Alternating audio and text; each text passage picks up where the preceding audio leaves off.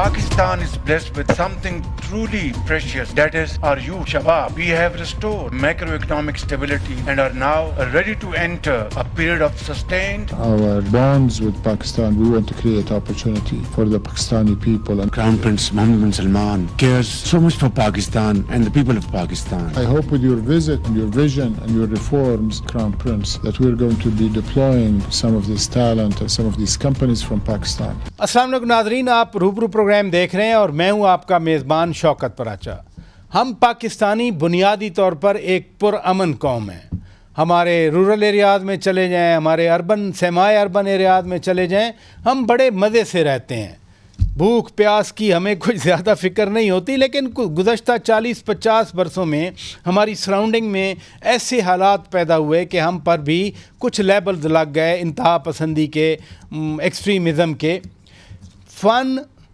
फनकार, artist किसी भी माशरे की अक्कासी करते हैं कि ये कैसे लोग हैं, और पाकिस्तान की तो एक कदीम तारीख़ है। हड़प्पा मोहनजोदाड़ो ये उस तारीख़ के मेहरगढ़ शाहकार हैं। कतर के दारुल हुकूमत दोहा में पाकिस्तान के इन फ़न और आर्ट और आर्किटेक्चर के हवाले से एक शानदार नुमाइश का आज आगाज़ हुआ, इसलिए कि पाकिस्तान का जो असल तस्वर है उसको उजागर किया जाए। फिर मिडल ईस्ट के दीगर ममालिक, सऊदी अरब में, यूएई में बहुत सारे पाकिस्तानी मौजूद हैं, वहाँ पर काम करते हैं। तो आज का प्रोग्राम हमने इस हवाले से तरतीब दिया है। कतर में तैनात पाकिस्तानी सफ़ीर डॉक्टर मोहम्मद एजाज़ साहब हमारे रूबरू होंगे। फिर यूएई में हमारे सफ़ीर जनाब फैसल नियाज़ तिरमिज़ी साहब हमारे रूबरू होंगे। और चूँकि एम्प्लॉयमेंट की बात है तो प्रोग्राम के आखिर में मोहम्मद तैयब साहब, जो कि डायरेक्टर जनरल हैं bureau of immigration and overseas employment, वो भी हमारे रूबरू होंगे। नाज़रीन, बातचीत का आगाज़ करते हैं और इस वक्त हमारे रूबरू हैं कतर में पाकिस्तान के सफ़ीर हिज़ एक्सेलेंसी डॉक्टर मोहम्मद एजाज़ साहब। बहुत शुक्रिया एक्सेलेंसी, आपने वक्त दिया। ये बड़ा मेरे लिए यूनिक आइडिया है कि कतर में पाकिस्तान के हवाले से आर्ट, सकाफ़त, नवादरात की नुमाइश हो रही है। ये आइडिया क्या है, कौन इसको अरेंज कर रहा है? बहुत शुक्रिया शौकत साहब, मुझे मौका देने का कि मैं इस एक बहुत अहम एग्ज़िबिशन के बारे में कुछ थोड़ा बता सकूं आपको। ये 31 अक्टूबर को इंशाअल्लाह जो कतर नेशनल म्यूजियम है, इसमें पाकिस्तान की आर्ट और आर्किटेक्चर खसूसन 1940 यानी पाकिस्तान के क़याम से लेके आज तक जो आर्ट के हवाले से तख्लीकात की हैं पाकिस्तानी आर्टिस्ट ने, उसकी ये नुमाइश है। अच्छा। और ये 3 महीने चलेगी। तो ये एक यूनिक किस्म की एग्जीबिशन है जो इससे पहले कतर में नहीं हुई। तो हमारे लिए बहुत बड़ी कामयाबी है कि पाकिस्तान का इस पैमाने पे ये एग्जीबिशन हो रहा है। ये कौन इसको अरेंज कर रहा है, ये आइडिया क्या है?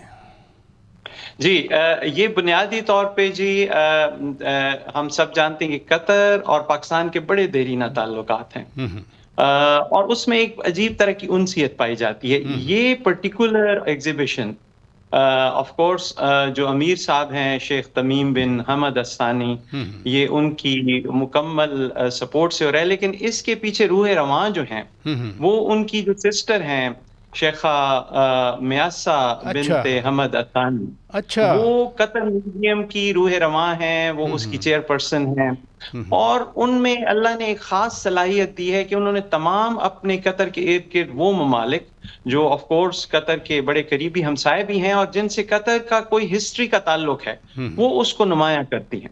तो उनके जहन में ये था कि जो पाकिस्तान की हिस्ट्री है तो हजारों साल पे मबनी हिस्ट्री है, लेकिन 1947 के बाद से पाकिस्तान जिस हमारे जो फाउंडर्स थे उन्होंने इसे जिस नजरिए से कायम किया, उसके बाद पाकिस्तानी आर्टिस्ट ने क्या तख्लीक किया है, तो वो एक ऐसी अक्कासी है। हमारे जो ज़हीन लोग हैं, हमारे जो राइटर्स हैं, जो थिंकर्स हैं, फिलोसफर्स हैं, पेंटर्स हैं, कि उनके काम को नुमाया किया जाए।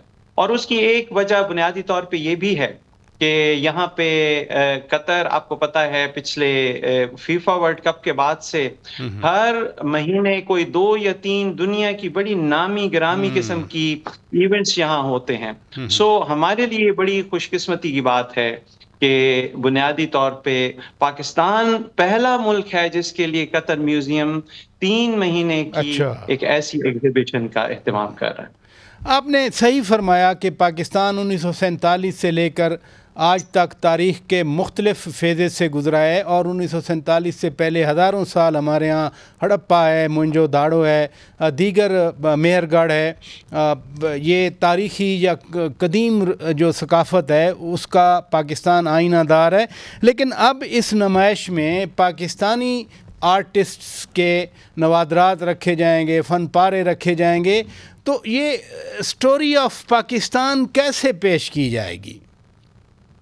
یہ جی بہت ہی آپ نے میرے دل کی بات پوچھ لی۔ یہ بہت ہی بڑا، میں تو ذاتی طور پہ سمجھتا ہوں کہ قطر کی گورنمنٹ، ان کی لیڈرشپ کا پاکستان پہ بہت بڑا احسان ہے۔ اچھا، وہ سٹوری جو ہم پچھلے 40 سال میں، آپ کو پتہ ہے زمینی نامساعد حالات کا پاکستان شکار رہا ہے کچھ سیکیورٹی سچویشنز کی وجہ سے، یہ وہ بنیادی کام ہے جو کہ اس مشکل نامساعد حالات میں بھی ہمارے آرٹسٹ، ہمارے پینٹرز، ہمارے مفکر، ڈرامہ نگار، تھنکرز، رائٹرز یہ کرتے رہے ہیں، لیکن اس کو کہیں ایک جگہ مجتمع کر کے اس طرح پیش نہیں کیا گیا۔ اب آپ کو اس ایگزیبیشن کے بارے میں اگر میں بتاؤں، اس میں کوئی 200 کے قریب بڑے منتخب قسم کے نوادرات ہیں، اور جو آرٹ سے متعلق بھی ہیں، آرکیٹیکچر میں بھی، اور اس میں جو مختلف نسلیں ہیں ہمارے آرٹسٹ کی، ان سب کے کام کو نمایاں کیا گیا۔ اب جیسے عبدالرحمن چغتائی صاحب سے لے کے زین العابدین، صادق عین، شاکر علی،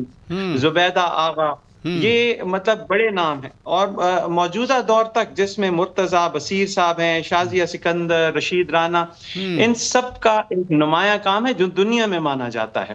اور یہ آرٹ کے حوالے سے، سملرلی آرکیٹیکچر کے حوالے سے جیسے نیئر علی دادا ہیں، کامل خان ممتاز ہیں، یاسین لاری ہیں، حبیبہ فدا علی ہیں، عارف حسن ہیں، ان سب کے مختلف جو آرٹ اور اپنی آرکیٹیکچر کے ایگزیبٹس ہیں، ان کو بہت تندہی سے قطر میوزیم نے اکٹھا کیا ہے، اور میں آپ کو کیا بتاؤں کہ کتنا بے انتہا خرچہ کیا ہے انہوں نے اس ایگزیبیشن کو، اور یہ بہت انہیں امید ہے کہ یہ ایک انٹرنیشنل ایونٹ بننے جا رہا ہے، کیونکہ مجھے یورپ سے بھی ابھی کالز آ رہی ہیں، اور بہت بڑی تعداد میں ہالینڈ سے، فرانس سے، جرمنی سے لوگ اسپیشلی اس ایگزیبیشن کو دیکھنے آ رہے ہیں۔ سو بنیادی طور پہ ڈاکٹر صاحب، میرا کوسچن بھی، اگلا کوسچن بھی یہی ہے کہ کیا صرف قطر کے لوگ پاکستان کا یہ اصلی چہرہ دیکھیں گے، پاکستان کی تاریخ سے روشناس ہوں گے، پاکستان کے آرٹسٹ اندر جو کریٹیوٹی ہے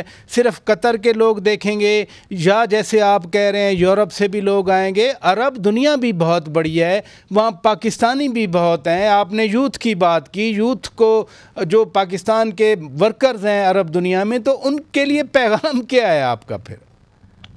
میرا جی ایک بنیادی پیغام ہے، اور وہ وہی پیغام ہے جو کہ قطر گورنمنٹ کا ہے۔ انہوں نے بڑی کوشش کی ہے، اور ہم ان کے ساتھ مل کے کام کر رہے ہیں کہ یہ کسی کے لیے مخصوص نہیں ہے۔ قطر نیشنل میوزیم، جو لوگ دوحہ آئے ہیں وہ جانتے ہیں کہ یہ ایک انٹرنیشنل لیول کا میوزیم ہے، اور یہاں پہ جو ایگزیبیشن ہوتی ہے وہ دنیا میں بڑے پیمانے پہ اس کا پبلسٹی ہوتی ہے، اس کا ذکر ہوتا ہے۔ اب بنیادی طور پہ ہماری جو ینگر جنریشن ہے، فار ایگزامپل میرے لیے تو ٹارگیٹ آڈینس قطر میں موجود کوئی 3 لاکھ پاکستانی کمیونٹی ہے، گلف کے اندر بہت لوگ ہیں جو ریگولرلی دوحہ وزٹ کرتے ہیں، پاکستانی ہیں، اور اس کے علاوہ یہاں پہ ساؤتھ ایشیا کی ایک بہت بڑی کمیونٹی ہے، عرب خود ہیں جیسے آپ نے کہا، اور اس ایگزیبیشن کا جو بنیادی مقصد ہے کہ پاکستانی آرٹسٹ اور تھنکرز نے پچھلے 77-78 سال میں کیا کنٹریبیوشن دی اس دنیا میں۔ الحمدللہ مجھے یہ یقین ہے، یہ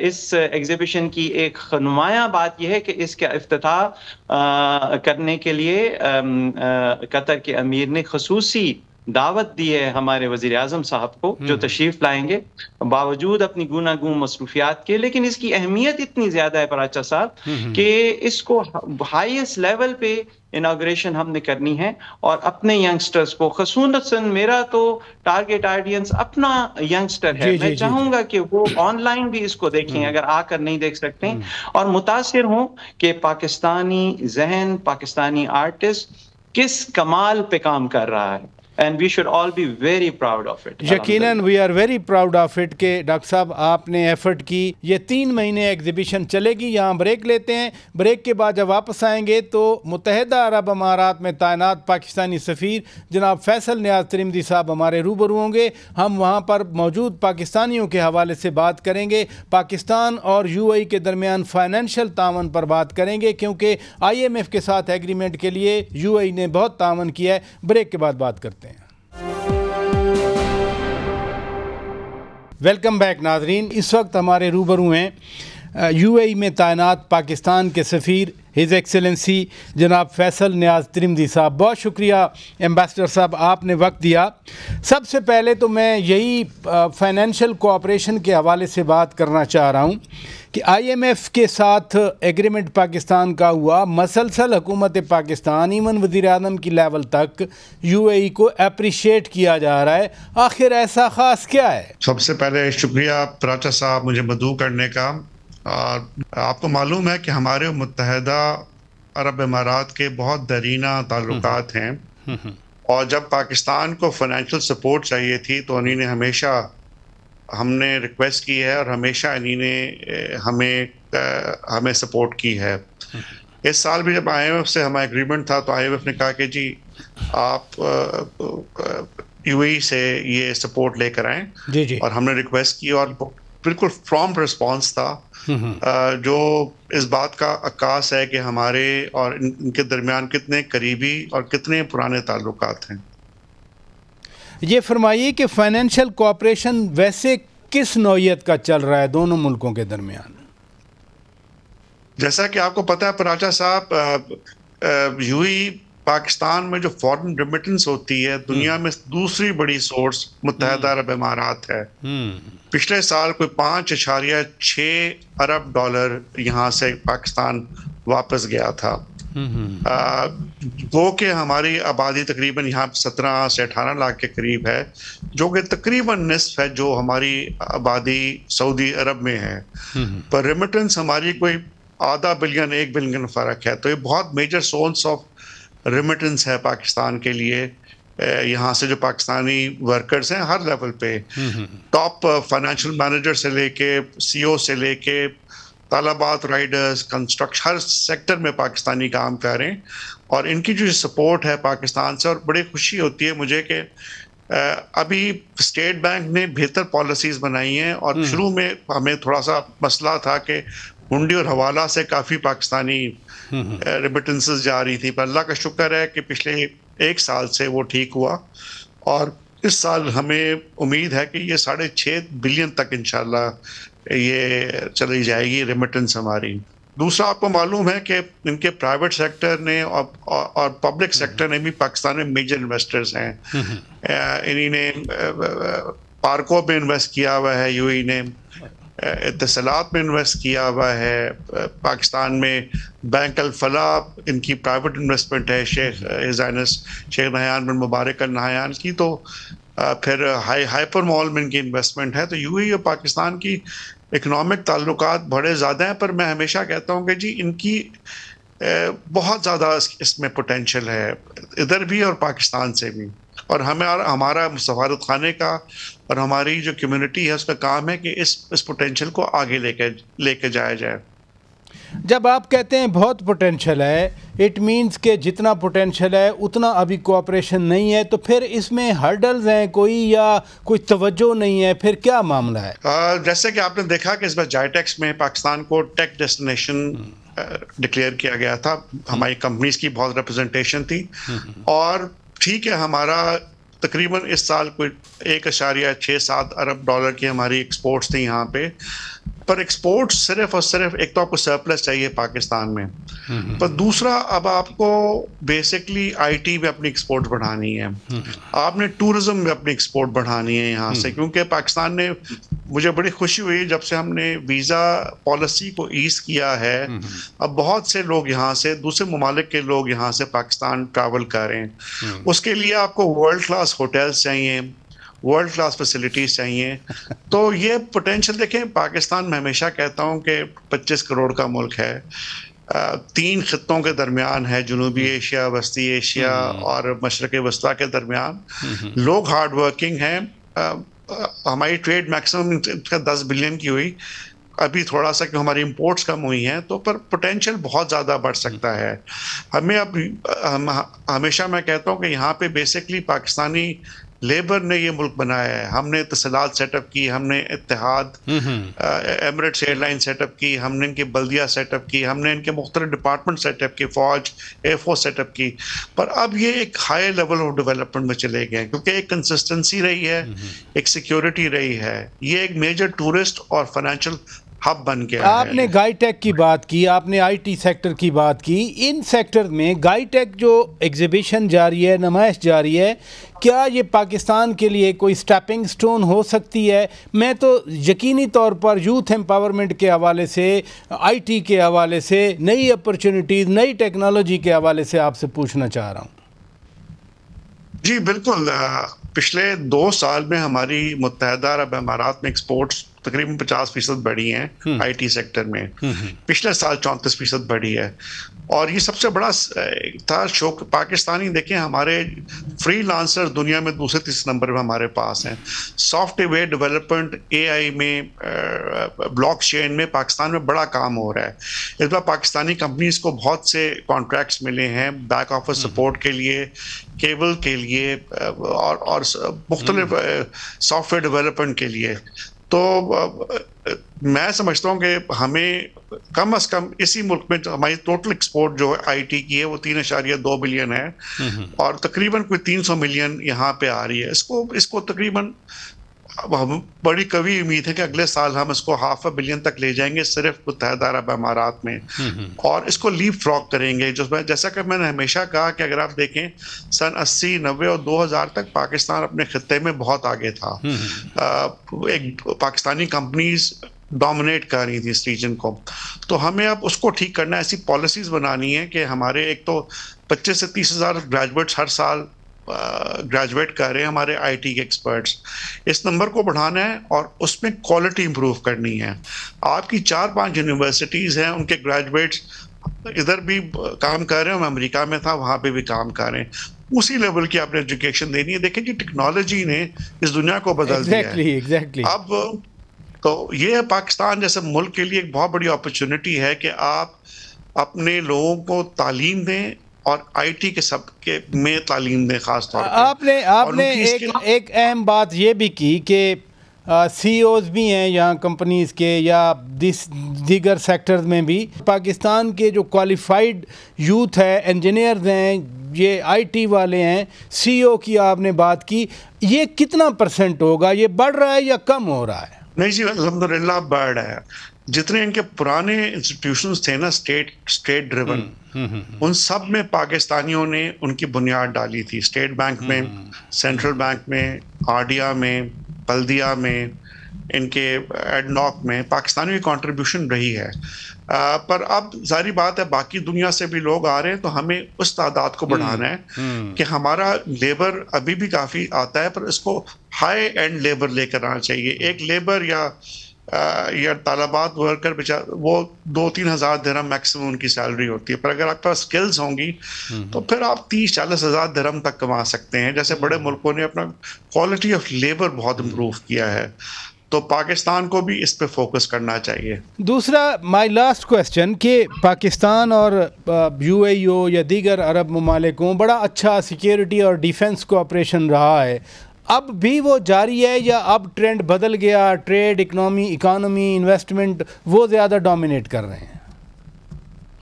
وہ تو ہے جی. ابھی بھی اگر آپ جائیں تو ان کے جو ڈیفنس کے جو ہیں اس پہ پاکستانیوں کی کنٹریبیوشن ہے، اکنالج کرتے ہیں. یہ ہماری ایکسرسائزز میں جاتے ہیں، ہم ان کی ایکسرسائزز میں جاتے ہیں. ہمارے انسٹرکٹرز ہیں ان کے مختلف اداروں میں، تو وہ ہمارا ہے. پر اب ظاہری بات ہے اس سے یہ ہمارا ایک تاریخی ورثہ ہے.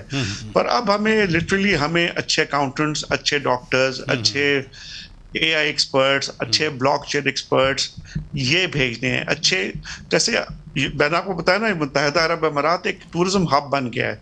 हमारे पास अच्छे कलिनरी स्कूल्स होने चाहिए, अच्छे हॉस्पिटैलिटी स्कूल्स होने चाहिए, ताकि हमारे पाकिस्तानी जो आमतौर पर सिक्योरिटी पे होते हैं या पीछे होते हैं, वो मिशेलिन 3 स्टार शेफ्स होने चाहिए, वो फ्रंट ऑफ मैनेजर्स होने चाहिए, अभी भी हैं, और उसके नंबर्स बढ़ने चाहिए।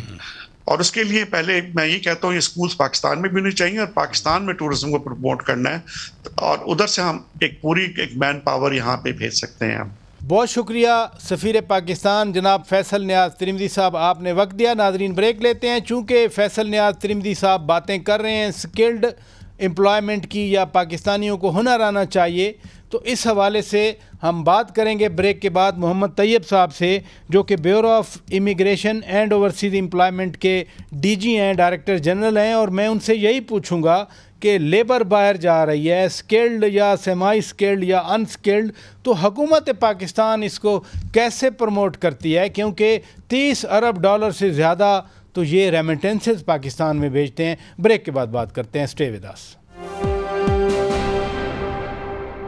वेलकम बैक नाजरीन, आप रूबरू प्रोग्राम देख रहे हैं। आगे बढ़ते हैं। जो एम्बेसडर फैसल नियाज़ तिरमिज़ी साहब ने स्किल डेवलपमेंट की बात की, पाकिस्तानी जो बाहर आते हैं वो हुनरमंद हों, और इस वक्त हमारे रूबरू हैं मोहम्मद तैयब साहब, डायरेक्टर जनरल हैं bureau of immigration and overseas employment. बहुत शुक्रिया सर, आपने वक्त दिया, और बहुत ही रेलेवेंट हम आपसे बात करना चाह रहे हैं, क्योंकि आजकल बहुत सारे पाकिस्तानी बाहर जाना चाह रहे हैं। आपके तो इदारे का नाम ही ओवरसीज़ एम्प्लॉयमेंट है, यानी लीगल तरीक़ों से आप एम्प्लॉयमेंट जनरेट करते हैं। क्या प्रोसेस है, प्रोसीजर क्या होता है? रचा साहब, सबसे पहले बहुत शुक्रिया, आपने मौका दिया। ये बहुत अहम टॉपिक है।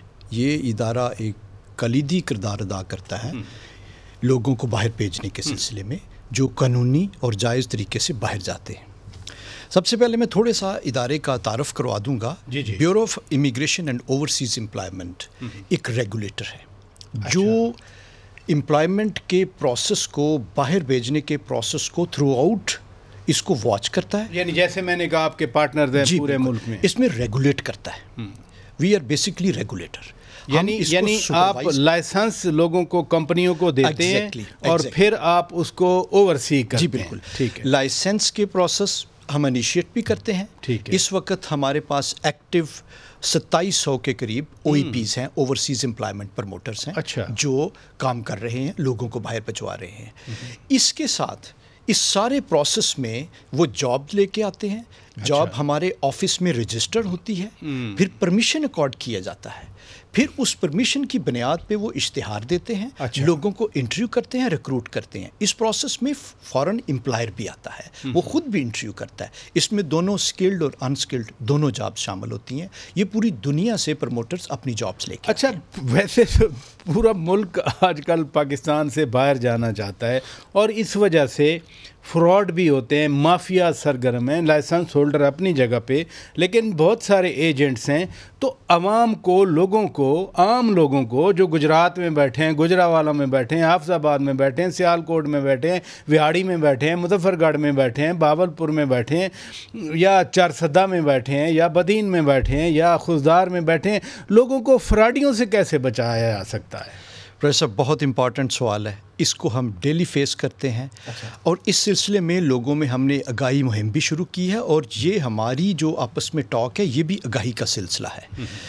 इसमें सबसे इम्पॉर्टेंट बात ये है कि लोगों को पता होना चाहिए लाइसेंस होल्डर कौन है, OEP कौन है। अच्छा। जिसको हम प्रमोटर भी कहते हैं।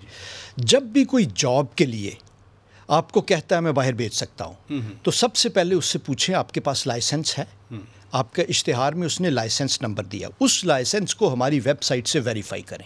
अच्छा। जब वो नंबर डालेंगे तो हम bureau of immigration and overseas employment की वेबसाइट वेरीफाई कर देगी quickly, with in no time.